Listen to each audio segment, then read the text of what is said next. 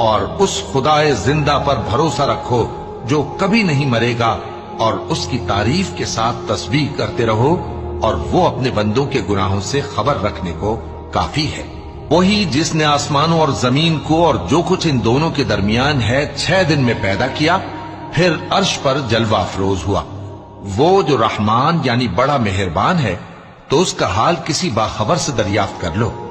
اور جب ان کفار سے کہا جاتا ہے کہ رحمان کو سجدہ کرو، تو کہتے ہیں اور رحمان کیا ہوتا ہے؟ کیا جس کے لیے تم ہم سے کہتے ہو ہم اس کے آگے سجدہ کریں؟ اور وہ اس بات سے اور بدکتے ہیں۔ بڑی برکت والا ہے وہ جس نے آسمان میں برج بنائے اور ان میں آفتاب کا نہایت روشن چراغ اور چمکتا ہوا چاند بھی بنایا۔